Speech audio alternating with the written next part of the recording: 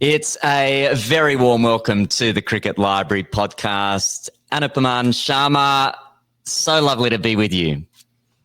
Thank you, MJ. It's a delight to be here because you're one of the rare people who are combining cinema and cricket, hopefully along with a bit of curry.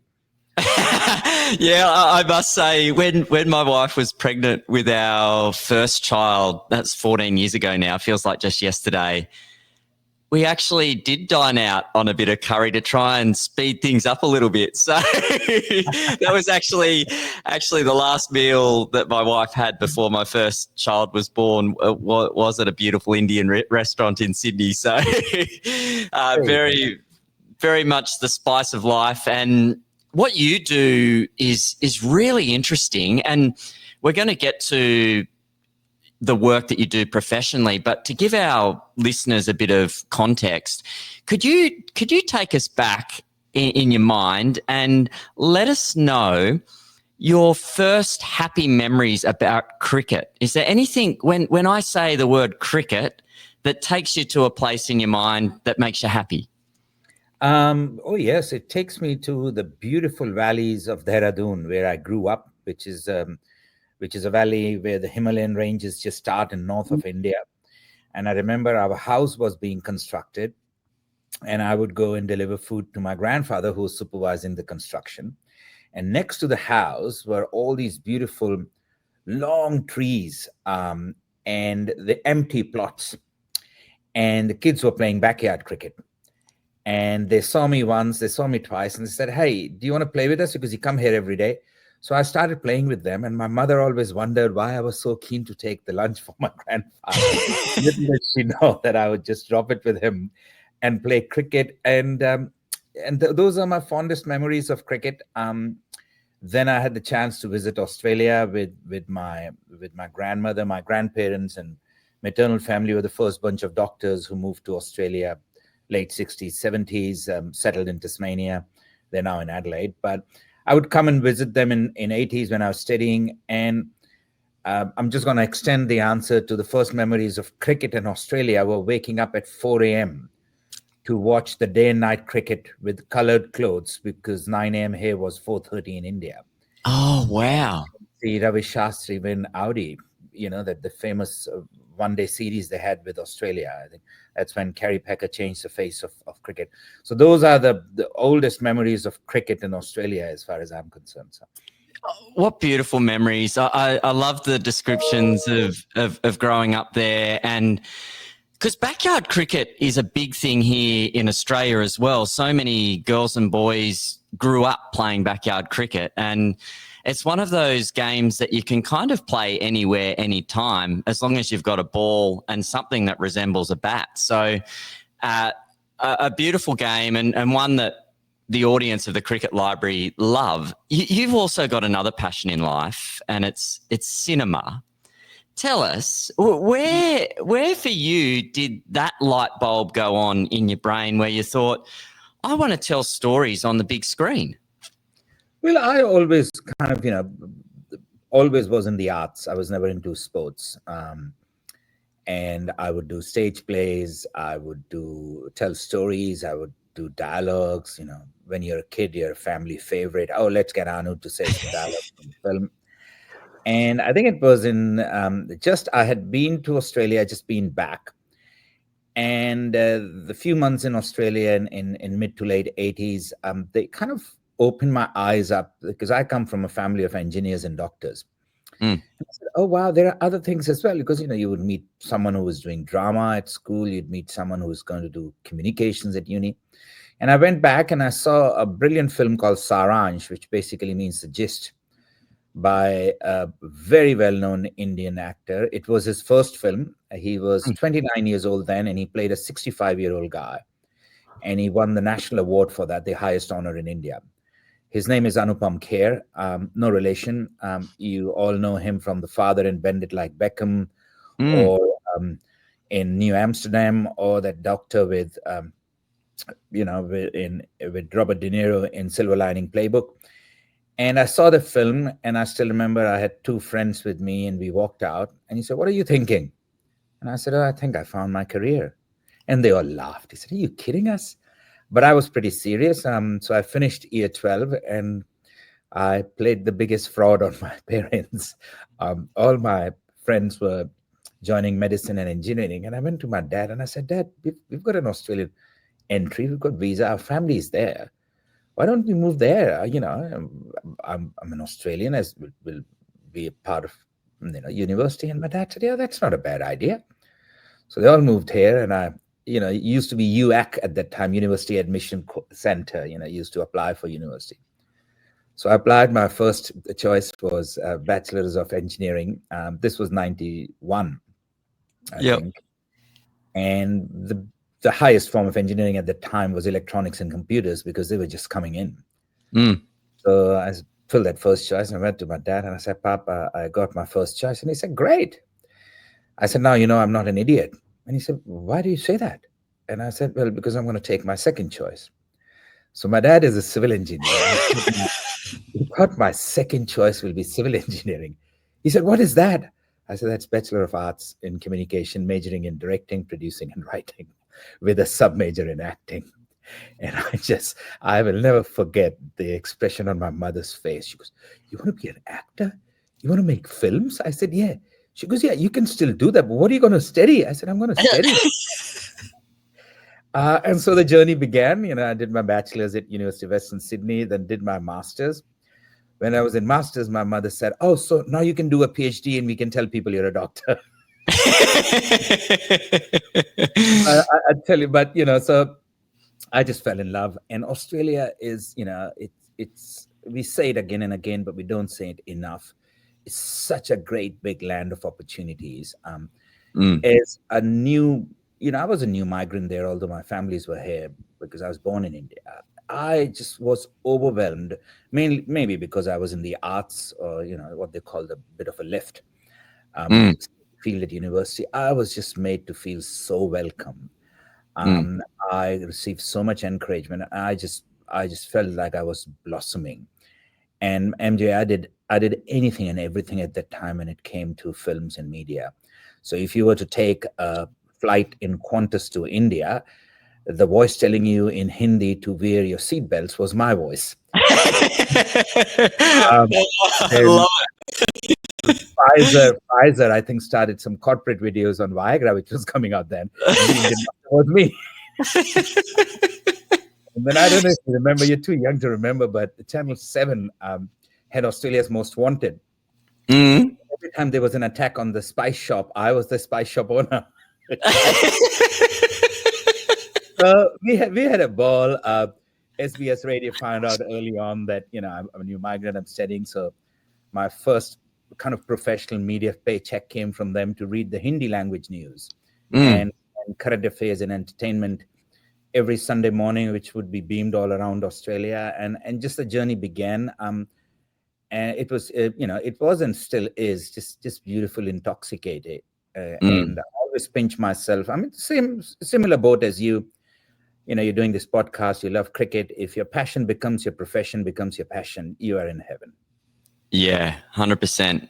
When it's intrinsically motivated and you really love doing something, it just shows through. And I want to take you back now. There's a guy known as Bollywood's Clint Eastwood.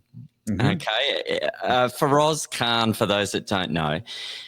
I love this story. I love your willingness to put yourself out there and take risk, because most good things that happen in life require a little bit of skin on the line, require a little bit of brazen steps to get there. And can you tell us, like, Feroz Khan is just like big time. Huge. It's massive. He's So he's always massive. It's like, so how does the young guy trying to break his way into acting connect with someone like that? Tell us the story. So I just finished my master's. I had been dating my wife for 27 years. Jesus, time has passed. I was dating her, and she's a doctor, so we got married, just to fast track her she had to come here. So we said, okay, we dated for a year and a half. Mm. We were here. I was struggling, and no one knew that I had only a couple of $1,000 in my bank. And I was working part-time as an inbound telemarketer, doing a 3 to 11 shift. And the reason I did that, so no one knows about me. I was doing plays at Belvoir Street Theatre, which... Oh, yeah. We used to go there during school and watch plays at Belvoir Street Theatre. I did an Asian Theatre Festival there. I would do Indian plays. We were doing all kinds of job. And then I still remember I had my new mobile. It was 97. In November, I had my new mobile. Mobiles were just coming in. I finished my shift. And there's a very famous shop in Cleveland Street in Sydney called Monica Spices, which is like one of the OG spice shops. And the guy there, Vikram Sharma, he's an old friend, always supported me, always loved the fact that I think I still haven't checked the fact, but he says I'm the first Indian-born film graduate in Australia. Anyway, Feroz Khan was here looking for locations. He came to his shop and they had conversations, and Vikram mentioned to him that, Anupam had graduated, blah, blah, blah. So I finished my shift and I have a message from him. And the message said, Anu, call me. And the voice was gargled and it says, Feroz Khan is here. Now, Feroz Khan is very close to pronunciation to Feroz Khan. And she's a very famous choreographer. She's the one, who choreographed Kylie Minogue later on in Boogie Woogie with Virat Kohli. So many other people, So I called him the next day in the morning at about 10 o'clock. And I said, Vikramji, you called me. You said Feroz Khan. Why are you telling me that? He goes, not Feroz Khan, silly. It's Feroz Khan. The Feroz Khan. He goes, yeah, the Feroz Khan. I said, okay, can I have his number, please? He goes, oh, that I didn't take. I said, okay, so where is he staying? He said, I don't know about that.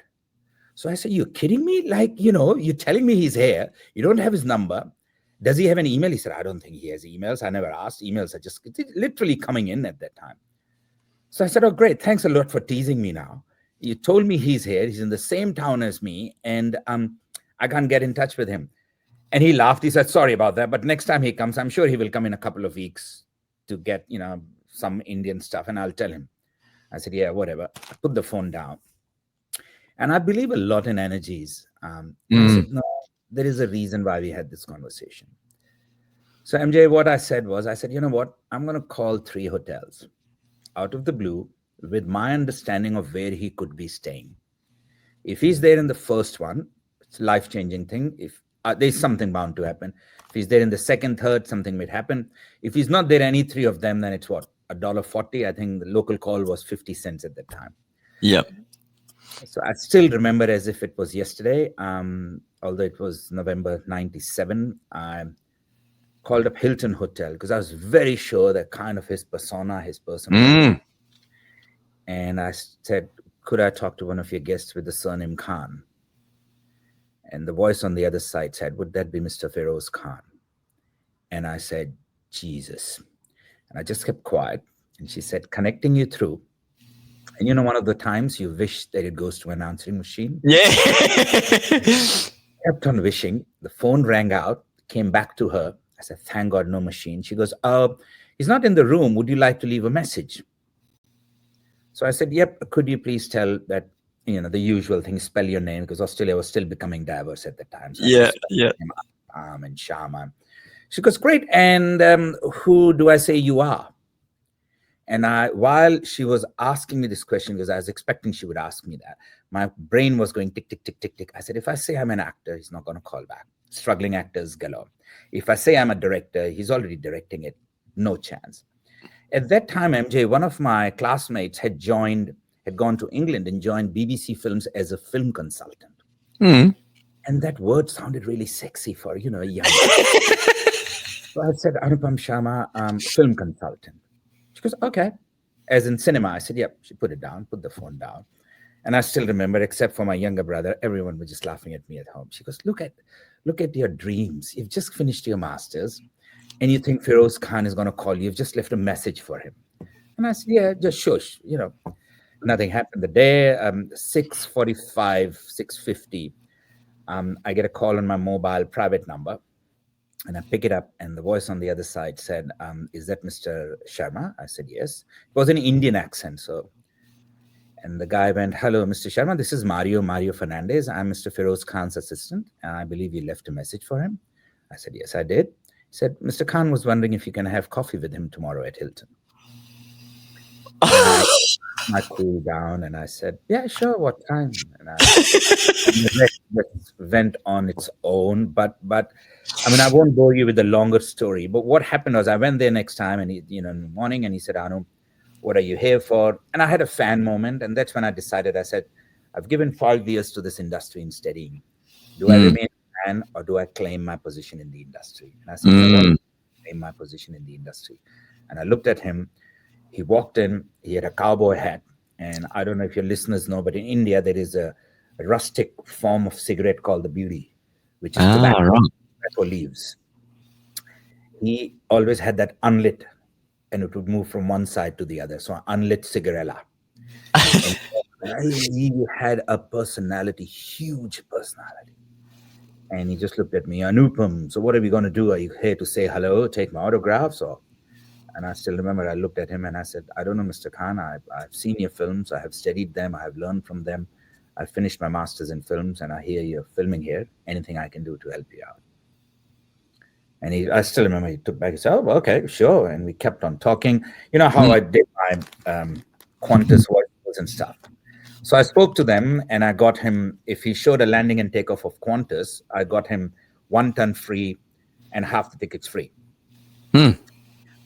He was then going on to Victoria, came back. I met him again. I got him the deal. He said, "Oh, thank you, Anu." And that, I think, was the clinching moment of my life, and how he became my mentor. And he said, "How much do I owe you?" I said, "What do you mean owe me?" And he said, "Well, you got me all this deal." I said, "Mr. Khan, I'm not a broker. I love films and I have contacts. So if I could get something which benefits you, that's great for me. But I'm not going to take money for making deals. I'm here to make films and learn films." And I think he went back. He called me, and then Daniel Lucas was supposed to be heading up his production, who was looking after someone who knew India and knew films. So I fell into the right place. And then Mr. Khan came, and I said, "How do I, He said, "Anu, you're going to be heading up production." And first job out of the film school or film course.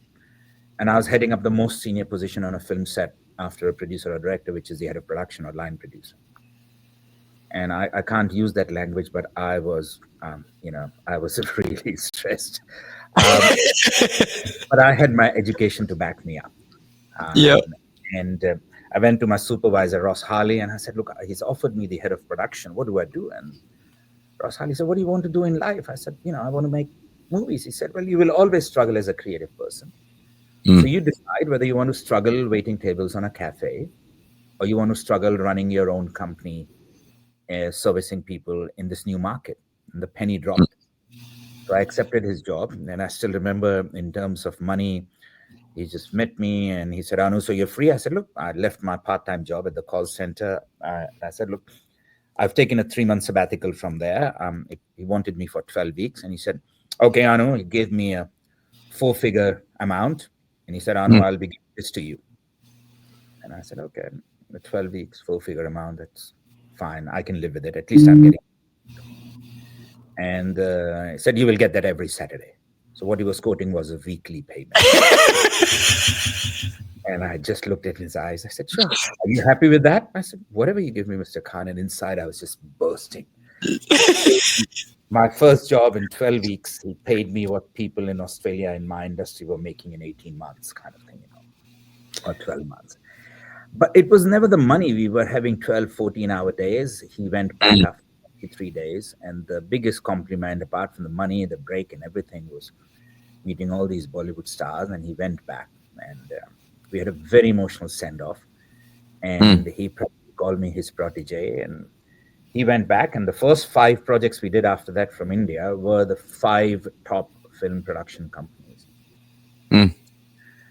And for me, as I say in my film as well, for me, I was over the moon, because doing, producing Indian films in Australia, or line producing, or just working between the Australian Indian film industry at that time as the only professional, feeding every part of me. The Australian inside me was so happy that I was giving Australia a new revenue stream from India. I was Mm, embracing Indian culture by bringing India, Bollywood in it. The Indian inside me was over the moon because I was working with stars with whom I had grown up.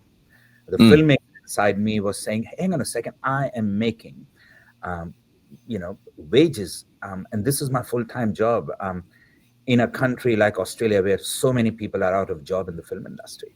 mm.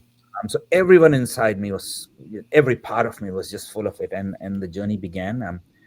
And I opened Temple a couple of years later when my accountant said, I know you're touching seven figures, buddy, you have to open a company. So I Mm. opened, and everyone said, oh, Anu, India-centric film company, just be careful. There's so many companies which go under. Australian film industry is small. And like you said in the beginning of your question, if you don't, nothing ventured, nothing gained. I said, yeah, we'll see how it goes. And the next week, my friend, we complete 25 years. Oh, wow. Yeah. 25 years. And you've done so much in that time. One of the things you're known for is using iconic Australian landmarks in the shoots and fostering that really strong relationship between India and Australia. Tell us a little bit about what was the rationale behind that at the time, because no one was really doing it. Yeah, so it was a bit of survival instinct. I went to India. I had a letter from two of the top directors in India to go and meet them for potential assisting them. They were Mani Ratnam and Vidhu Vinod Chopra, one of the biggest guys. Imagine you graduating from film school and Martin Scorsese and just name two people, two of the biggest guys, come and say, okay, meet us for potential assistant. So I went there, but I said, nah. And this is when I realized that, I'm in that crack. I'm not Australian enough for Australia yet, but I'm not Indian enough for India anymore. And I said, I have to do something. And when this thing happened with Feroz Khan and all these people started coming, I just realized that we in Australia, unlike America, are so humble, full of humility, and not very proactive in showcasing some of the assets we have in the film industry. I think also Australia was very cocooned in looking at the traditional markets of UK and America, and they didn't realize that the world's biggest film industry is knocking on our door. And I just thought, foolishly or intelligently, or whatever you want to call it, that as one of the first Indian film graduates, it was my calling to professionally take that leap. And a lot of stuff we did was without thinking of money. It was just forging professional foundation. For me, it was very important that the playing field remains same. So to make sure that the professionals were doing it. And we were doing, on an average, at one time in 98, 99, 2000, we were doing a project every 9 days. Because once I knew that they loved locations, I just utilized the amazing film infrastructure we have in Australia. We have film bodies at state, regional, and federal levels. And hats off to them and big thanks to them that they all were over the moon and so enthusiastic, so encouraging about the fact that we were trying to forge links with this emerging and non-traditional market, which happens to be the world's biggest film industry, India.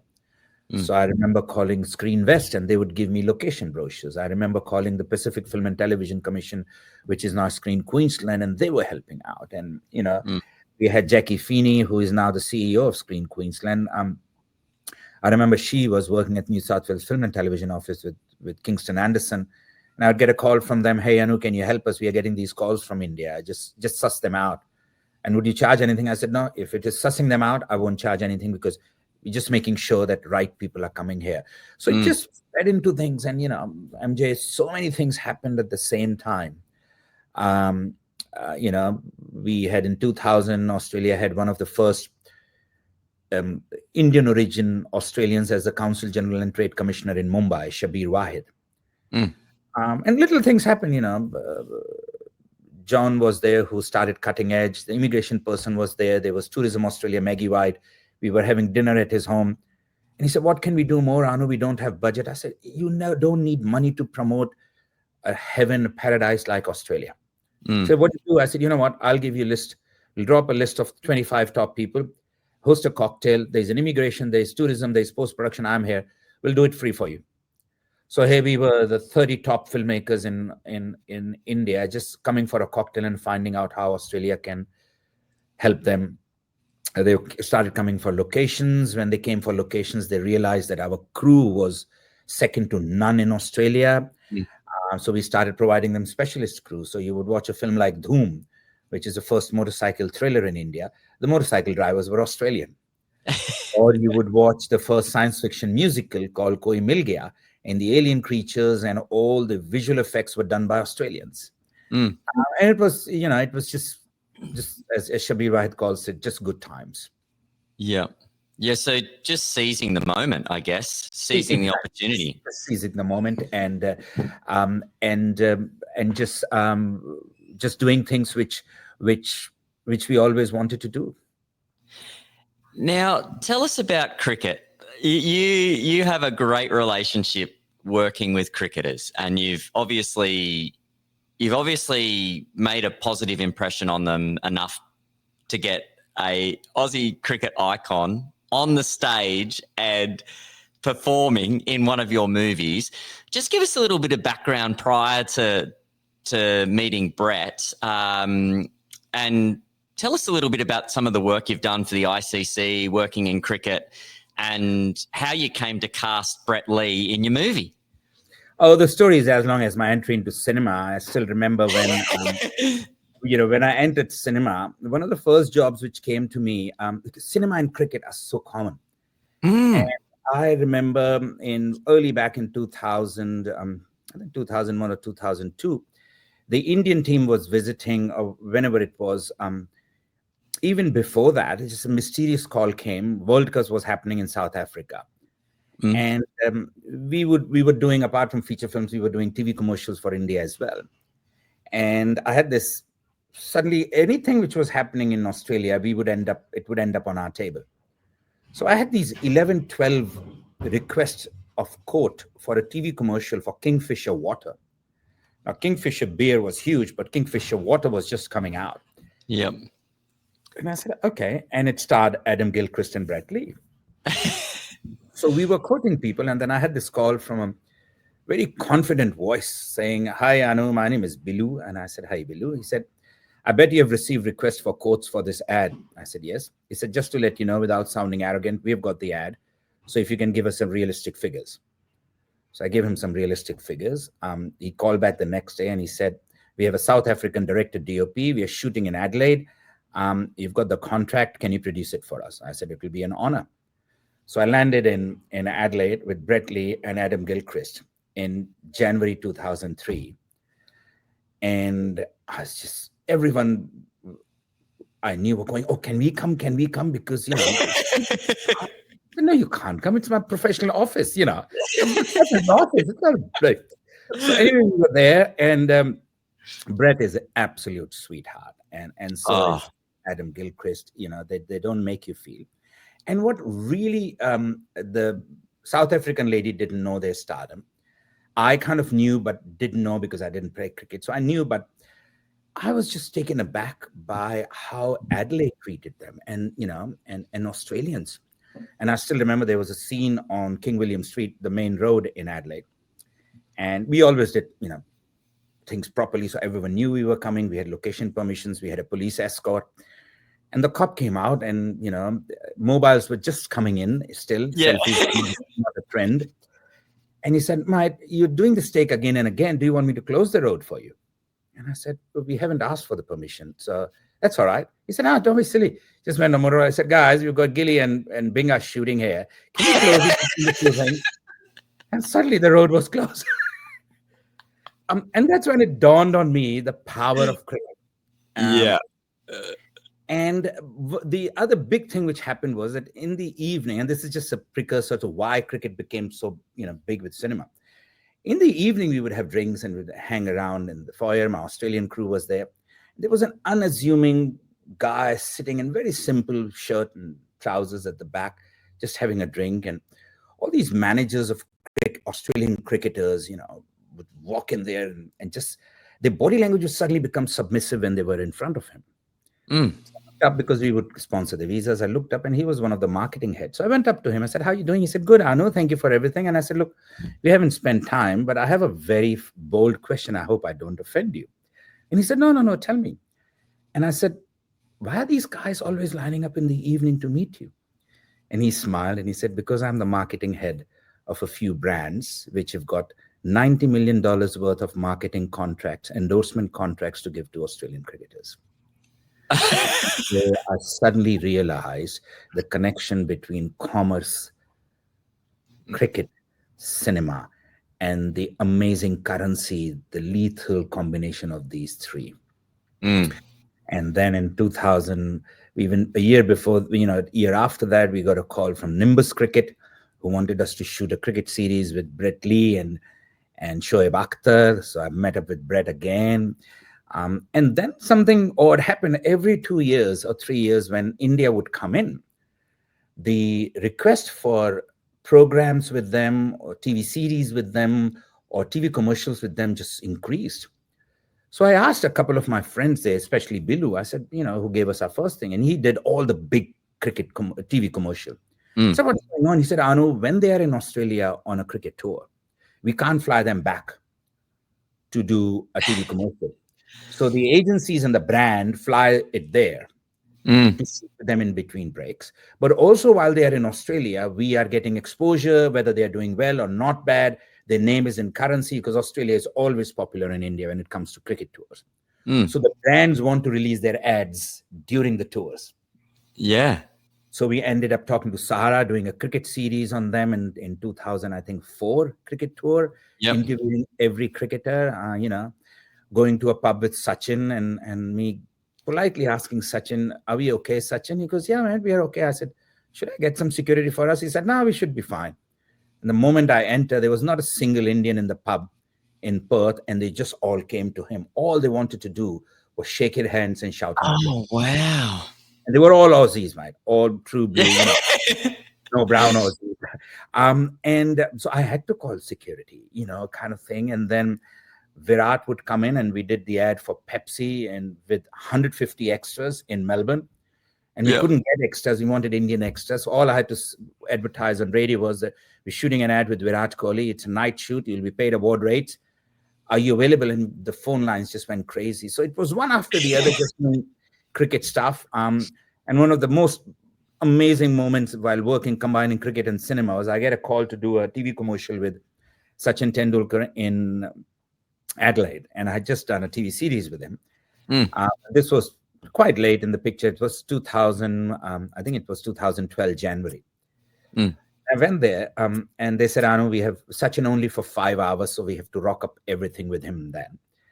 And so I arranged a crew and I went there. And before I landed there, I started getting calls from some of the senior friends I have had because we had shot a major film called Love Story 2050, which Mike Rand supported in South Australia. Oh, that's right. Yeah. And I started getting calls, and I won't name some of the positions because it's rude, but some of the really high portfolio ministers, I started getting calls from their office. Would I like to join them for a drink or an evening tea? And I said, "Oh, that's interesting. Okay." And I went and I realized they were very sweet. And they said, "Anu, you're doing great stuff for cricket and cinema. We were wondering if our son or our staff could attend the shoot and just meet Sachin." And I said, "Look, very welcome." I ran it past Sachin and his team and they said, "Okay."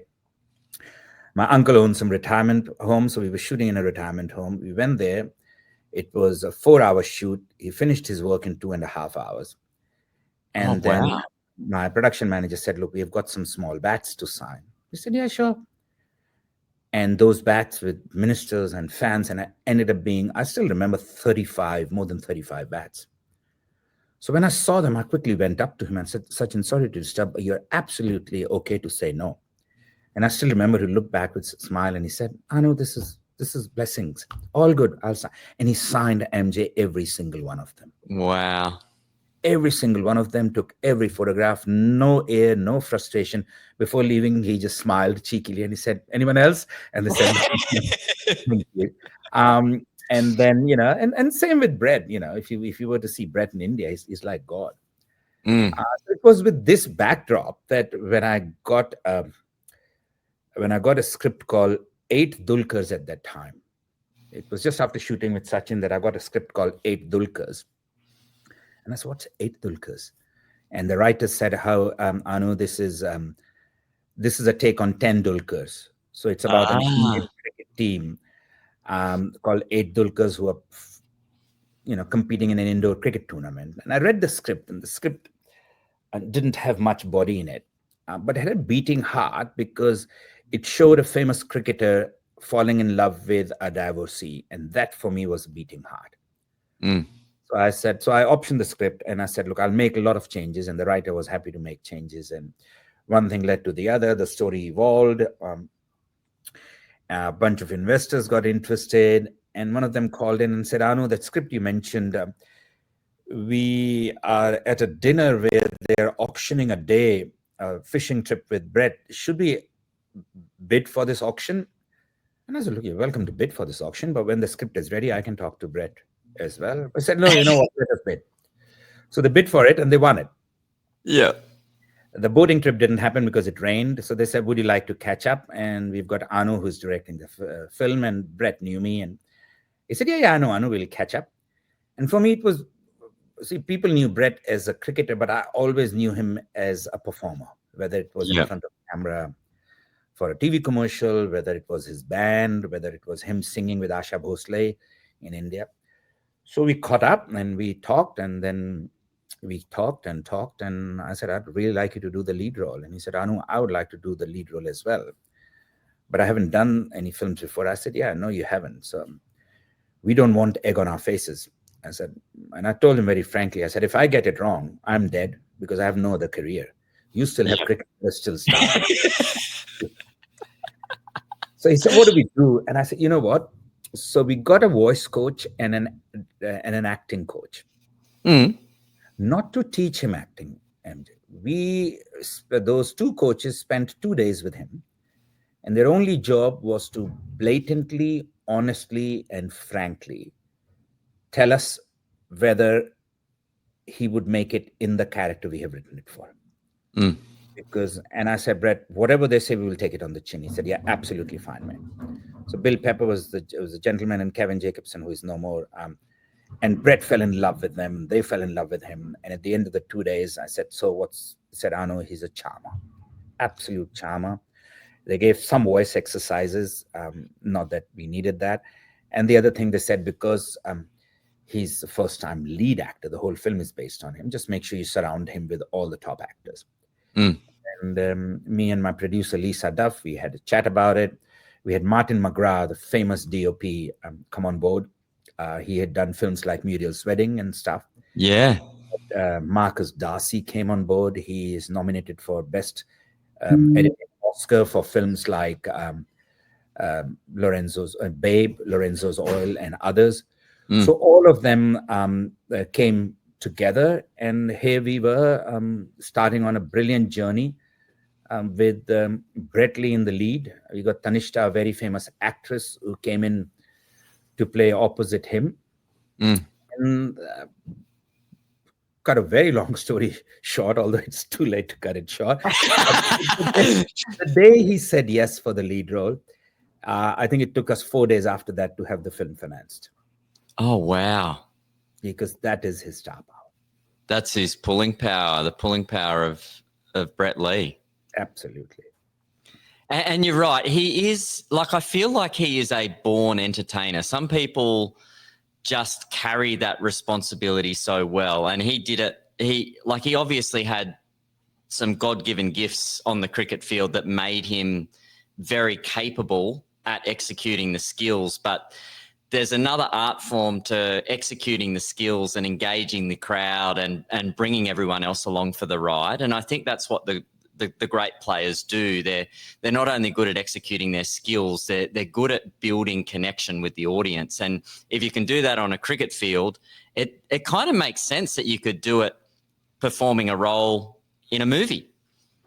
Exactly. And I think one words I would say about Brett Lee is that he's the most honest person I have seen. And when I say honest, it's the purity of the heart and soul. He always takes himself with a pinch of salt. He takes himself seriously when he's on the cricket field. He's such a shy guy. We had a couple of really bold lovemaking scenes and kisses. And he was blushing, and he'd say, "Oh, can I get my wife Alana on set?" I said, "No, not when you're doing it, but you will show it to her later on." And he's such a sweetheart. Even the lead actress and I would pull practical jokes on him, like, "Oh," so he said, when there's a kiss scene, just let me know a couple of days before, and we would get the dramaturg, and he's very respectful. So that's another thing of females. And we put a prank on him and say, "Well, we're doing that kiss scene now." He goes, "No, you can't do it today." I said, "Yeah, we decided to."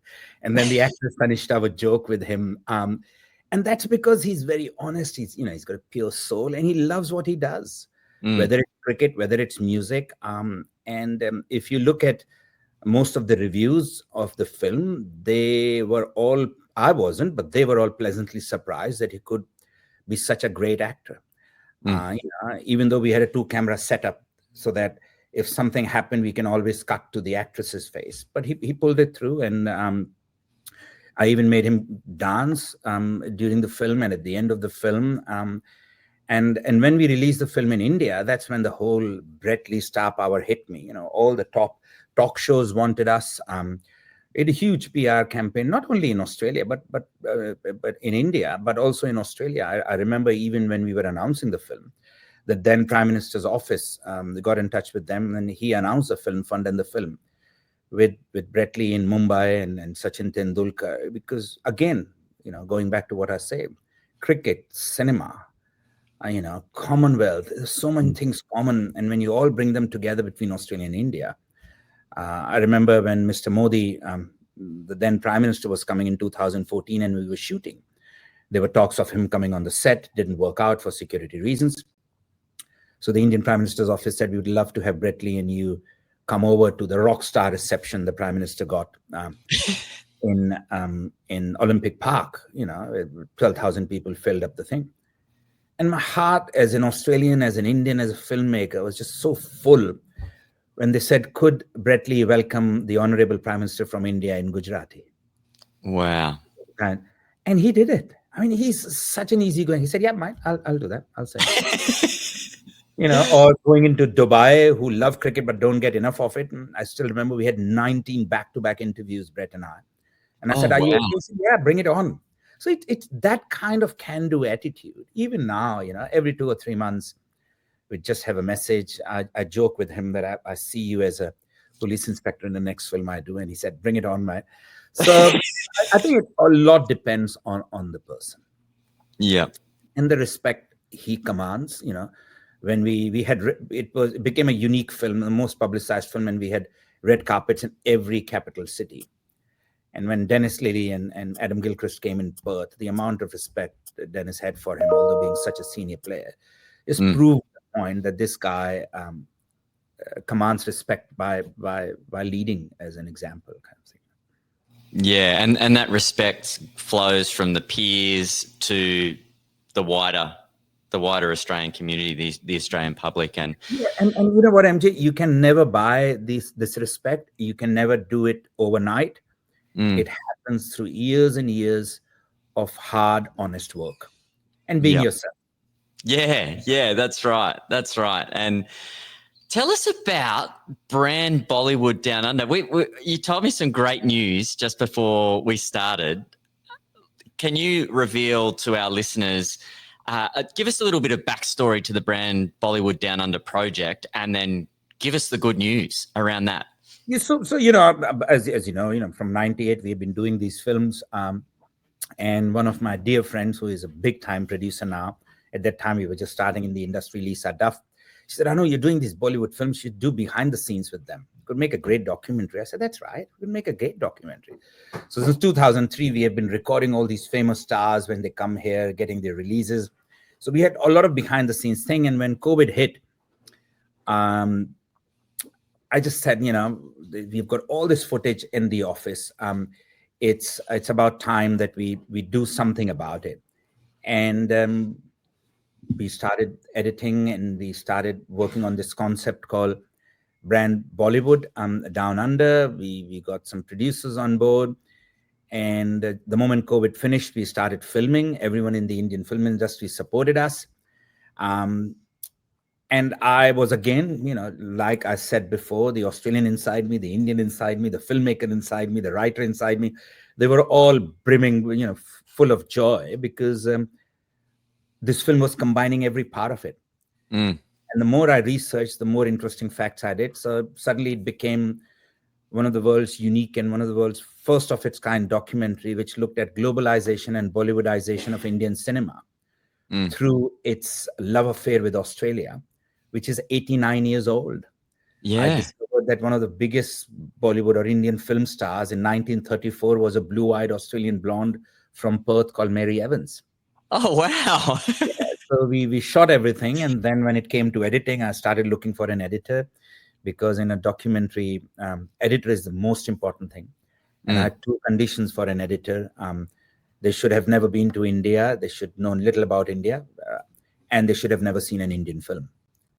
And the reason for that is that I wanted fresh approach to it. So, and we found Karen Steininger. She's well known for Oscar and Emmy winning documentary on Anne Frank. And she came on board. Yeah. She edited it, and we finished the film. And we were just, again, we again started thinking outside the box. We had a theatrical release thanks to Forum Films. And then from Andrew Charlton, who is, member of Parliament from Parramatta, through to the Speaker in Western Australian Parliament, we started getting these invites and encouragement to hold parliamentary screenings. And we did that along with conversations on how cricket, cinema, culture can bond the two countries. Because compared to when I started, and last year, India became the second biggest diaspora.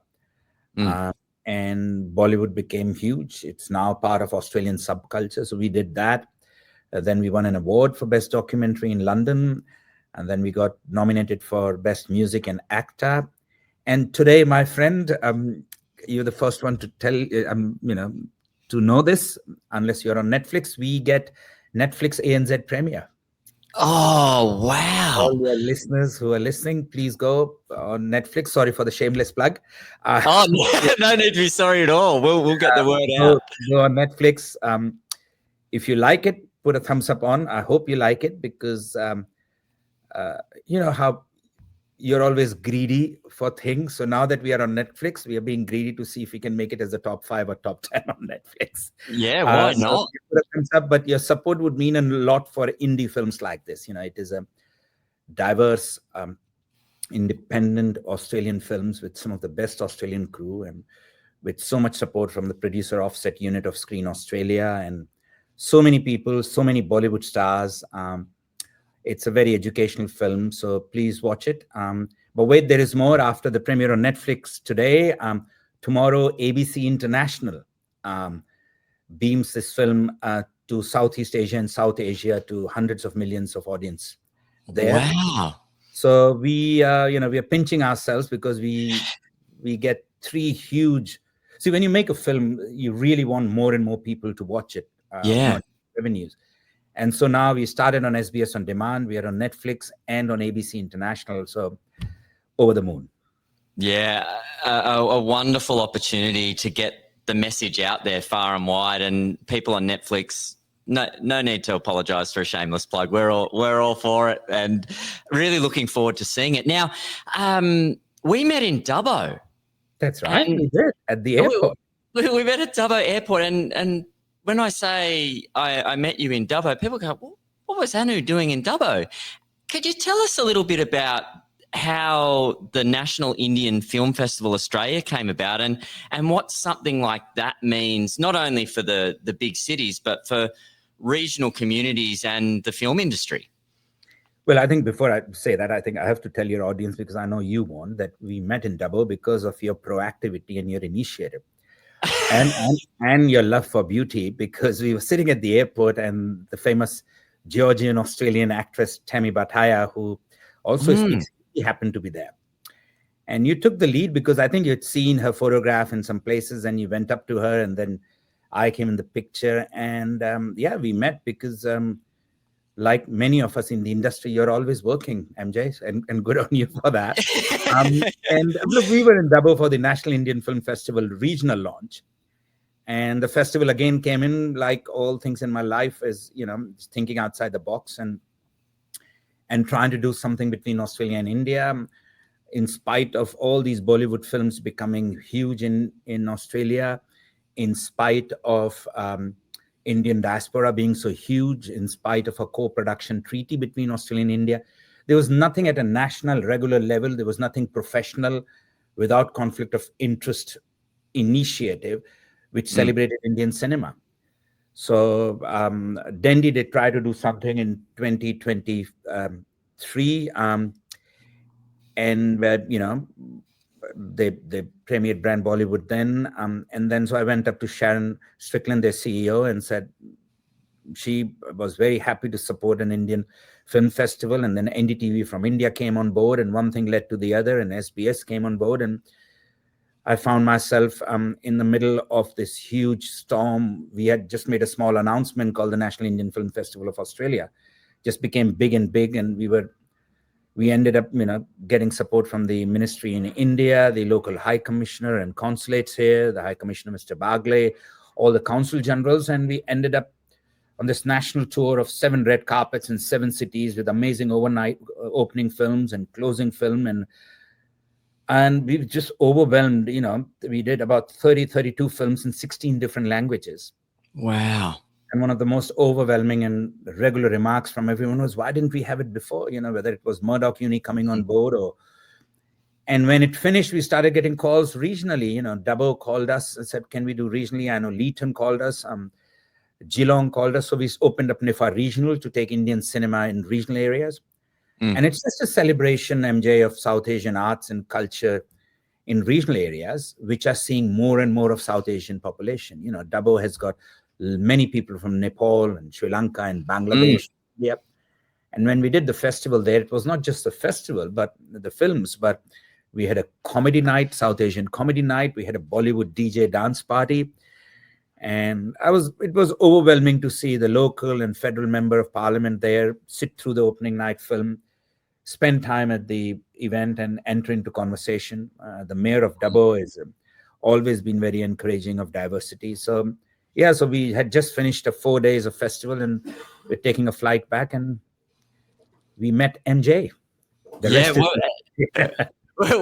I love how one thing can lead to another, and I really appreciate both Tammy and yourself being so friendly, so warm. And for those that missed the chat with Tammy, we do have a podcast episode with Tammy, which we filmed in Sydney a couple of weeks ago. That's been extremely popular. And just the way you guys were just so friendly at the airport, I'm so glad that we can sit down now and share some more of your story with our audience. Before I let you go, Anu, now I haven't prompted you on this, so I've got to see where this goes.